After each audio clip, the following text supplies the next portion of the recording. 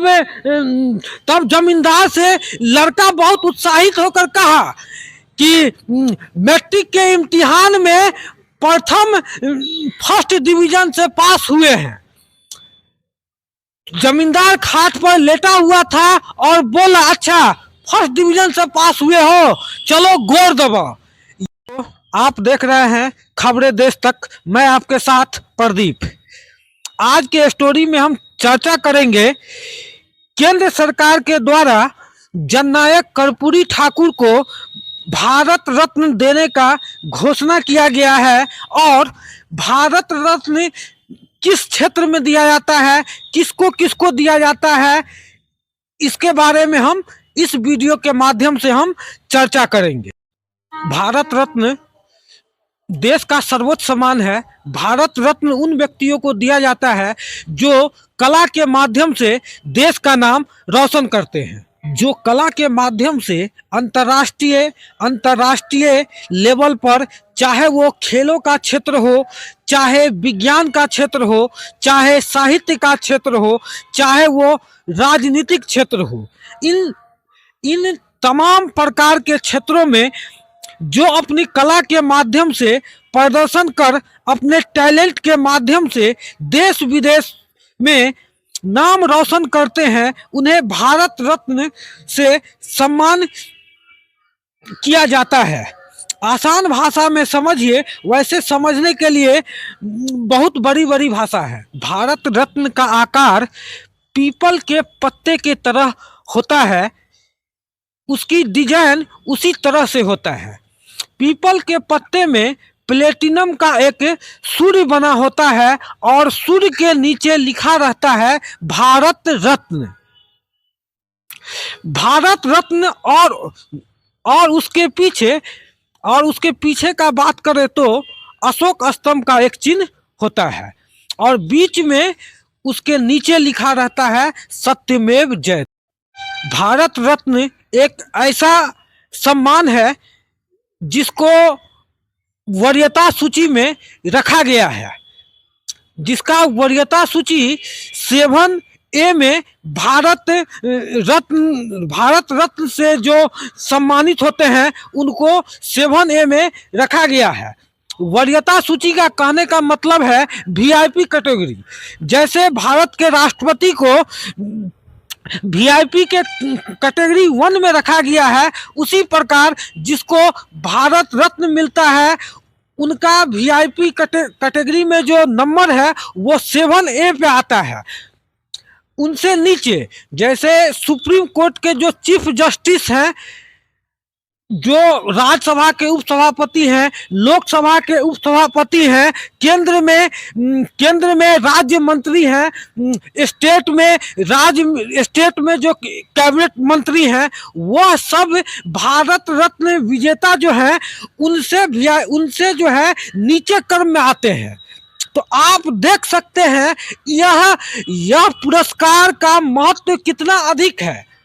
और एक बात यह भी है, जिनको भारत रत्न मिलता है वह उसका प्रचार नहीं कर सकते हैं। अगर आप कहीं जा रहे हैं, कोई ऑफिस में जा रहे हैं, तो आप उनको यह नहीं बता सकते हैं कि हमको भारत रत्न मिला हुआ है। जैसे मान लीजिए कोई मंत्री है, कोई एडवोकेट है, कोई पुलिस है, वो अपने गाड़ी पर लिखते हैं, अपने पद का चर्चा करते हैं, लेकिन भारत रत्न विजेता जो हैं वह इस चीज को नहीं लिखते हैं और नहीं लिखा जाता है।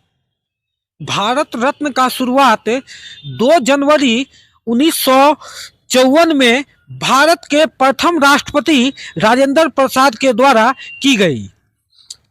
भारत रत्न से सम्मानित सबसे पहले भारत के प्रथम उपराष्ट्रपति और द्वितीय राष्ट्रपति सर्वपल्ली राधाकृष्णन को दिया गया। 1954 से लेकर 2019 तक 48 व्यक्तियों को भारत रत्न से सम्मानित किया जा चुका है। भारत रत्न भारत के नागरिकों को ही दिया जाता है, लेकिन 3 व्यक्ति ऐसे हैं जिन्हें विदेशी नागरिक को भी दिया जा चुका है। तीन कह सकते हैं या दो दो, क्योंकि मदर टेरेसा को भारत का नागरिकता मिल चुका था। पहला व्यक्ति पाकिस्तान के अब्दुल गफ्फार खान है और दूसरा व्यक्ति दक्षिण अफ्रीका के पूर्व राष्ट्रपति नेल्सन मंडेला हैं। इन दोनों को भारत रत्न से सम्मानित किया गया है। भारत रत्न साल में 3 व्यक्तियों को दिया जा सकता है, लेकिन यह जरूरी नहीं है कि प्रत्येक साल भारत रत्न दिया जाए। चलो हो गया। जननायक कर्पूरी ठाकुर को भारत रत्न देने का मांग लगभग 3 दशक से ज्यादा से चला आ रहा था। इस वाजिब मांग को हमारे यशस्वी प्रधानमंत्री नरेंद्र मोदी जी समझे और जननायक कर्पूरी ठाकुर को उनके जन्म दिवस के उपलक्ष्य में भारत रत्न देने का घोषणा किए। इस घोषणा से पूरा बिहार गर्मान्वित है, पूरा देश गर्मान्वित है। इसके लिए हम पर्सनली नरेंद्र मोदी जी को बहुत बहुत धन्यवाद देते हैं। आपसे हम इसी उम्मीद से और आशा करते हैं, ऐसा ही जो जनहित का मुद्दा है, ऐसा ही जिस मुद्दा पर कोई सरकार ध्यान नहीं दे रहा है, उसको आप प्रमुखता से आगे लाते हैं और उसको जो उचित सम्मान मिलना चाहिए वह सम्मान आप दिलाते हैं। जननायक कर्पूरी ठाकुर का जन्म 24 जनवरी 1924 को समस्तीपुर के एक छोटा सा गांव पितुजिया में हुआ था। यह घटना 1934 का है, जब एक लड़का समस्तीपुर से मैट्रिक का रिजल्ट देखकर जब गांव आया, अपने पिताजी को बोला, पिताजी हम मैट्रिक के इम्तिहान में प्रथम दर्जा मतलब फर्स्ट डिवीजन से पास हो गए। यह वह दौर था बिहार में जब मैट्रिक का रिजल्ट बहुत मुश्किल से बच्चा सफल हो पाता था और फर्स्ट डिवीजन का जो बात है वह जिला में उंगली पर गिने जाने लायक स्टूडेंट ही मैट्रिक में फर्स्ट डिवीजन कर पाते थे। यह उपलब्धि उनके पिता के लिए और वह लड़का के लिए भी था।